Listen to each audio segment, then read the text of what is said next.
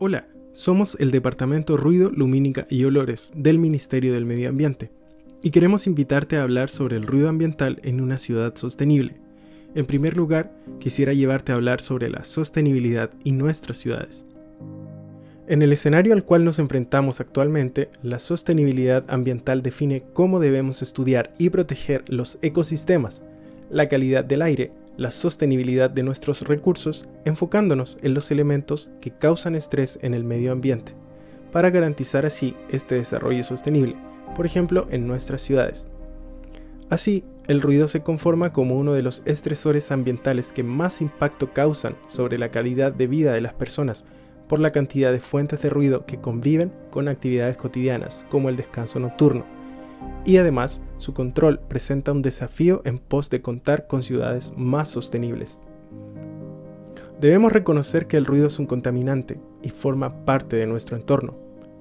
El ruido puede definirse como cualquier sonido que sea calificado por quien lo recibe como algo molesto, indeseado, inoportuno o desagradable. Sin embargo, como no lo vemos, subestimamos sus efectos.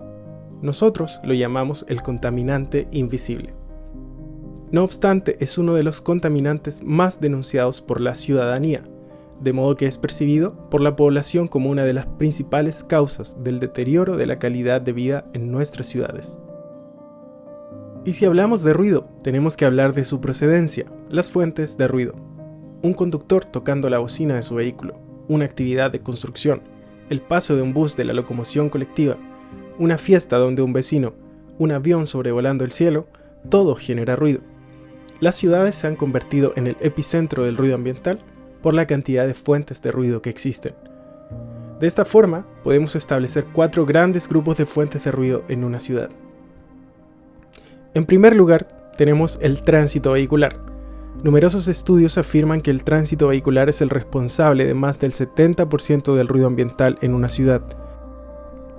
En segundo lugar, tenemos la infraestructura de transporte, carreteras, ferrocarriles y aeropuertos. La infraestructura de transporte se considera como una mega fuente de ruido por el flujo de transporte y el impacto en la zona circundante, pero especialmente por la cercanía con las comunidades. Un aeropuerto, una autopista o un ferrocarril suelen convivir con sectores muy densificados, muchas veces dentro de nuestras ciudades. En tercer lugar tenemos las fuentes fijas. Las fuentes fijas de ruido son actividades productivas como las industrias, los talleres, pero también pubs y discotecas, una iglesia por ejemplo, entre otras. Como están dispersas por toda la ciudad, generan un impacto indirecto de gran importancia sobre el ambiente sonoro. También son fuentes fijas las faenas de construcción, que con sus compresores, excavadoras, martillos neumáticos, producen niveles de ruido tan elevados que se transforman en motivo de frecuentes quejas. En cuarto lugar, tenemos las fuentes de ruido conductuales. Son todos los ruidos que están asociados a hábitos y conductas, como las fiestas en casa, actividades de jardinería, entre otras. También pueden ser los conciertos al aire libre, las ferias y vendedores callejeros, los sonidos de animales domésticos, fuegos artificiales, etc. De esta forma, el conjunto de algunos de estos elementos en un determinado espacio conforma el ruido ambiental. Como lo mencionamos, el ruido es un contaminante que tiene el potencial de afectar la salud de las personas y deteriorar su calidad de vida. Veamos entonces qué efectos tiene el ruido sobre nuestra salud. Si bien la exposición a altos niveles de ruido conlleva principalmente a efectos fisiológicos que se relacionan directamente con alteraciones en el oído, como la pérdida de la audición, niveles de ruido de menor nivel y de carácter continuo, como el tránsito vehicular, tienen el potencial de generar efectos no auditivos, como por ejemplo molestia e irritabilidad, alteraciones del sueño, estrés fisiológico, problemas cognitivos y enfermedades cardiovasculares. En este sentido, solo en Europa, según datos de la Agencia Europea del Medio Ambiente, el ruido causa 12.000 muertes prematuras y 48.000 nuevos casos de cardiopatía isquémica al año en el territorio europeo. 22 millones de personas sufren molestias crónicas elevadas y 6,5 millones de personas sufren trastornos crónicos del sueño de carácter intenso. Así también, como resultado del ruido de aeronaves, se estima que 12.500 escolares sufren problemas de aprendizaje en la escuela. De esta forma, el ruido ambiental figura entre los principales riesgos para la salud, con un estimado de 1 millón de años de vida saludable perdidos cada año debido a los efectos adversos en la salud que incluyen molestias, trastornos del sueño y cardiopatía isquémica. Ahora, en nuestro país, tenemos que el 50% de las denuncias ambientales recibidas por la Superintendencia del Medio Ambiente corresponden al contaminante ruido. Locales de diversión nocturna y actividades de construcción constituyen las actividades más denunciadas por el contaminante ruido. Y según la Encuesta Nacional del Medio Ambiente 2018, el 5% de los encuestados indica que el principal problema que les afecta es el ruido, después de la contaminación del aire, basura y agua. Ahora, ¿cómo controlamos el ruido ambiental? Nuestro país cuenta con regulaciones para el ruido ambiental, para las principales fuentes de ruido. En primer lugar, tenemos una regulación para el ruido de fuentes fijas. En Chile, la regulación del ruido generado por fuentes fijas existe desde hace décadas. De hecho, la primera norma ambiental en el país fue una regulación para este tipo de fuentes. Esta norma establece límites máximos de ruido diferenciados por zonas de la ciudad, según el Plan Regulador Comunal de la ciudad, y dependiendo si el problema es el periodo diurno o nocturno. En este tipo de regulaciones siempre se busca dar mayor protección al periodo nocturno. La norma se controla y fiscaliza por denuncias que se realizan ante la Superintendencia del Medio Ambiente, organismo fiscalizador de la norma. En segundo lugar, tenemos una regulación para los buses de locomoción colectiva que se controla en 3 instancias. Número 1, en el momento en que un modelo de bus nuevo desea ingresar al parque vehicular. Número 2, en las revisiones técnicas periódicas de los buses, cada 6 meses.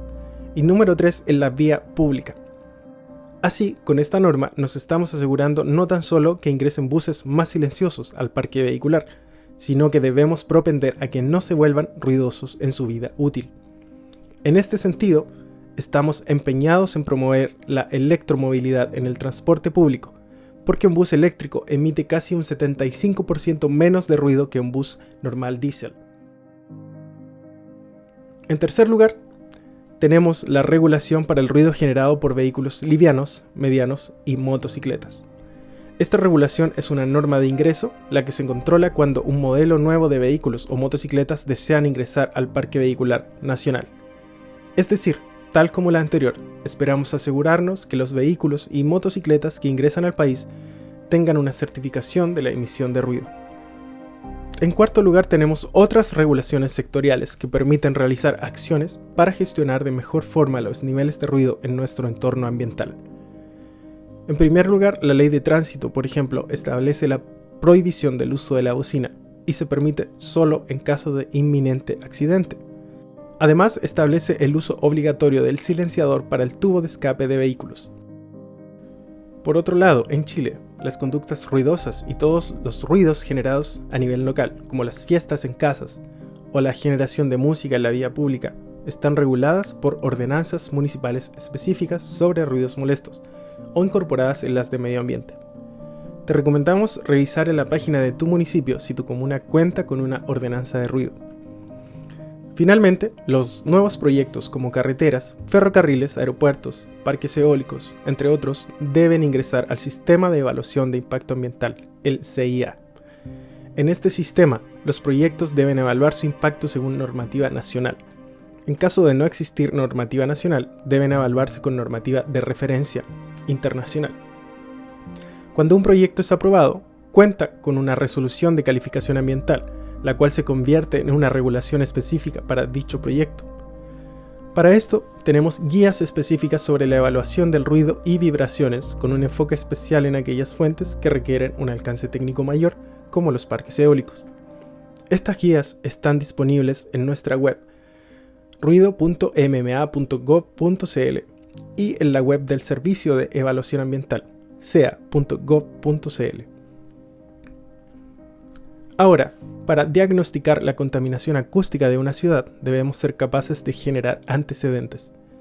Es así como el Ministerio del Medio Ambiente busca levantar continuamente antecedentes sobre la contaminación acústica de las ciudades.